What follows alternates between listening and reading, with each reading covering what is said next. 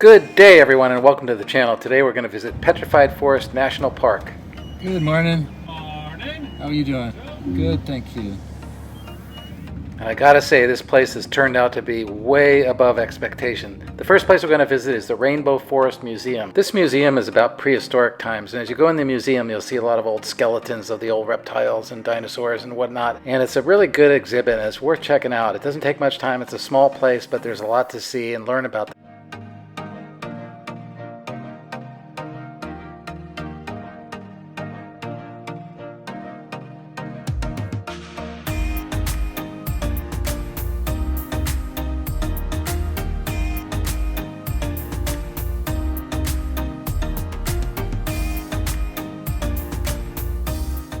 And following that, you'll head out behind the museum, and there you'll find your first view of the petrified wood forest. It's important to realize that back in the day, this was not a desert. It was actually a forest and was pretty moist. So there were all these trees, and then the trees, of course, died off, and then they fell over and were covered in sand. And then, like, this silica stuff filled in the wood and turned the wood into rock. So that's what petrified wood is. There's no wood remaining. It's actually just rock. And this place behind the museum is pretty incredible with just amazing array of petrified wood. And I believe that back in the day you used to be able to drive through there. Now they're turning what used to be the drive into a walk, and it's just a beautiful place to hike. I was fortunate enough to be there in March, so the weather was perfect for hiking. It wasn't too hot. It was just absolutely beautiful.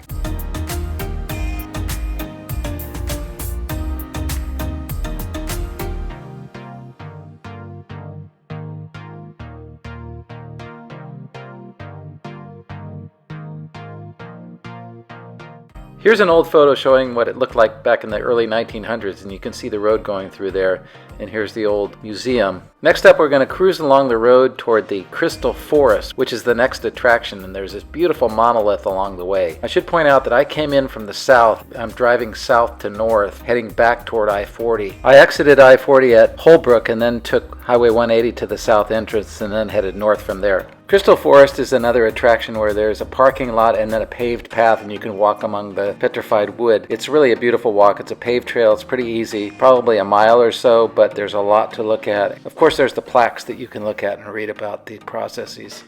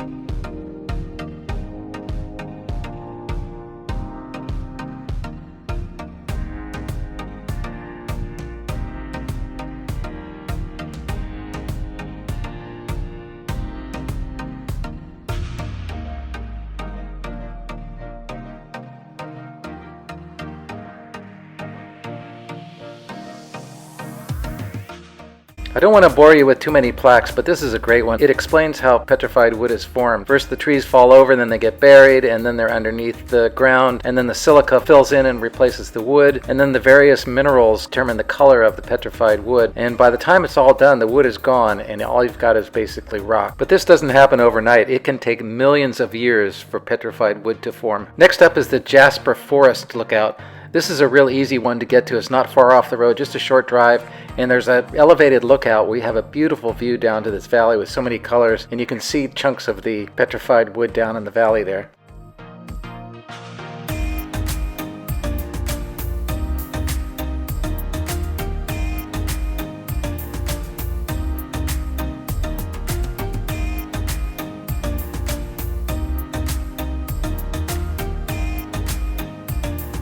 Next up is a really cool place called Agate Bridge, and you can see the log across the ravine there, and they've actually built that concrete support so that it doesn't fall down. And you can see this rebuilt structure called the contact station. There's some information here about it.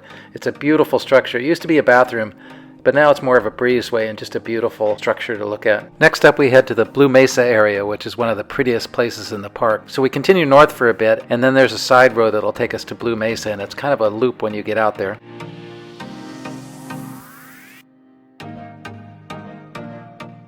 In the photo there you can see what is called a pedestal log, and that's when a log is sitting up and then the erosion around it makes it appear to be standing on a pedestal. And in those two photos you can see where one of the logs fell down in 2005. So as old as these are, they're still changing today.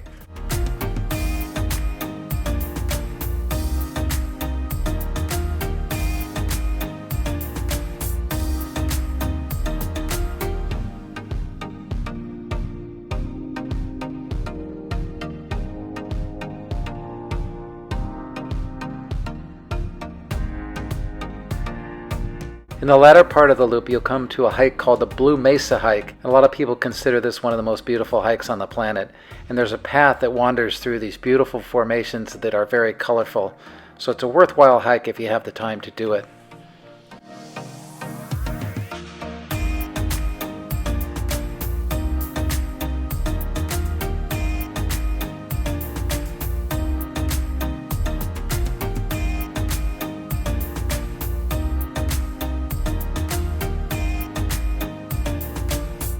This is called the Tipi area, and as you travel along the road you see these incredible formations of the rock, and you can see the different colors that they have, and of course the redder they are, the more iron they have in them.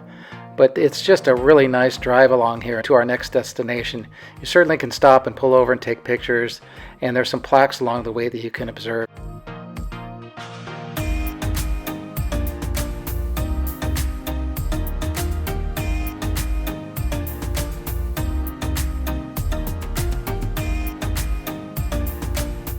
Next up is a place called Newspaper Rock, and it's not far off the beaten path, just a short little spur of a road, and there's a parking area, and then you hike down to a lookout. And the petroglyphs are a little bit far away, so it's good to bring binoculars or use the ones they provide. Obviously they want to keep you off the rocks down there, but it's a nice view from above.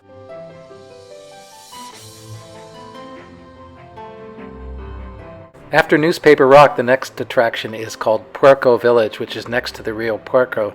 So it's a great place to have a village, and here's some information on the village and a little depiction of how it looks. And here's an artist's rendering of how the village might have looked. It's a big courtyard surrounded by buildings. This is the kiva, which is a spiritual gathering place. And here's a view of the village, and you can see the foundations still remain.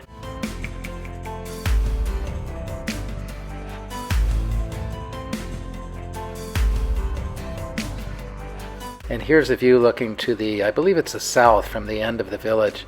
And this is called the summer solstice marker. And you can see this rock with a slot in it, and light shines through there at the solstice and makes a mark on the darker rock to the right. Of course, Teddy Roosevelt's CCC did some work in here. And then there's more petroglyphs here, which is pretty cool. Not as dramatic as the other petroglyph place, but pretty cool nonetheless. Think about the meaning of that bird figure. Some people suggest that what it's holding is an infant child. But who knows? Read the plaque and see what you think.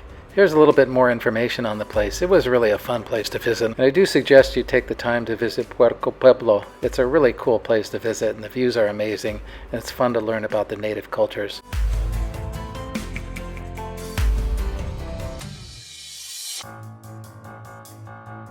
After the Pueblo, we cross I-40 and come to an old tribute to Route 66, which is just north of I-40 at this point, and there's a plaque there that shows some of the old places that used to be along the route. This is the only point on Route 66 where it passes through a national park, and there's this famous old 1932 Studebaker that's there.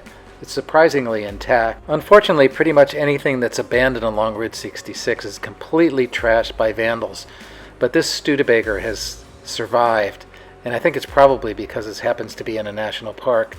And I really love seeing stuff like this. Any place else, this thing would just be covered in spray paint and beat up with sledgehammers and whatnot. But in this case, it looks pretty darn cool. I truly wish that there were more things like this along the route that were untampered with by vandals, but alas, vandals will be vandals. Next, we're in the Painted Desert, and I just want to show you this map real quick. On the lower left, you can see Route 66, and that's where the Studebaker is. And then there's those 3 points, Lacey, Whipple, and the Zoni Point. And following that is Pintado Point. Those are all beautiful viewpoints in the painted desert. And the colors and views are just amazing. There's not much going on here other than just the beauty of the landscape and the colors. It's just a fabulous place to visit. And you can just cruise along and check out the views as you go. This part of the park is north of I-40, and you can take a short drive in the painted desert on the north side of the park if you have limited time, and even that's definitely a worthwhile endeavor, and you can do that very quickly in a couple of hours. I just want to take the time here to mention how impressed I am with this place. It's just an amazing place. To me, it's just as beautiful as the Grand Canyon, but there are no crowds here. There's actually no accommodations within the park, so if you want to stay, consider staying in Holbrook, maybe at the Wigwam Motel, or if you're in an RV, you can stay at Crystal Forest on the southern end of the park like I did. It was pretty awesome, but I just love this place, and I think it's just as beautiful as the Grand Canyon or Death Valley or any of those places, and it's far less crowded. So do take a visit if you have the chance.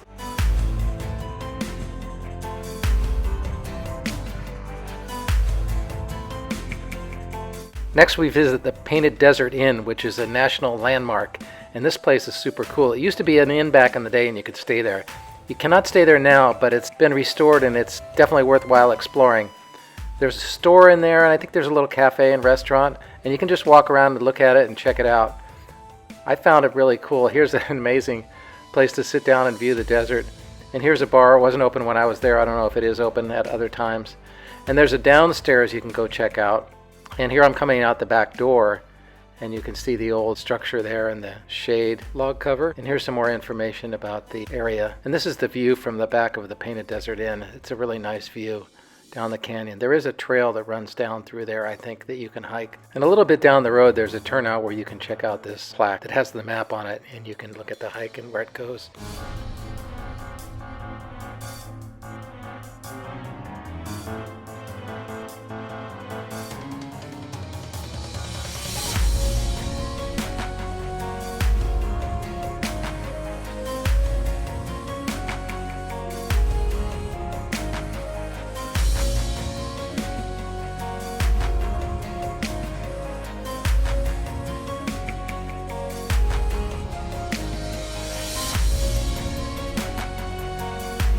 The last visit of the day for me was the Petrified Forest National Park Visitor Center. This is located on the northeastern end of the park. If you're coming from the east, you'll probably stop here first, but for me it was the last stop of the day, and it was really a nice visit. So after that, I was getting late, and it was time to try to find a place to camp, and I found this place at Sanders, Arizona. Now there is a motel there, so you can stay there, but there's also this truck parking lot, and they do allow RVs, but you definitely have to figure out how to stay out of the way of the trucks. So I found a place to camp. It was really nice.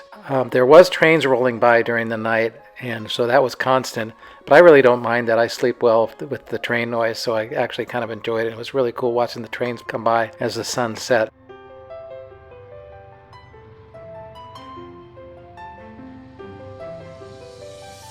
And then in the morning, got up and got rolling, and the weather turned a little bit sour there. It was raining a little bit, but I was on to my next adventure for the day. All in all, the Petrified Forest was a fantastic visit, and it's highly recommended. So until next time, thanks for watching. Don't forget to subscribe, and I'll see you next time.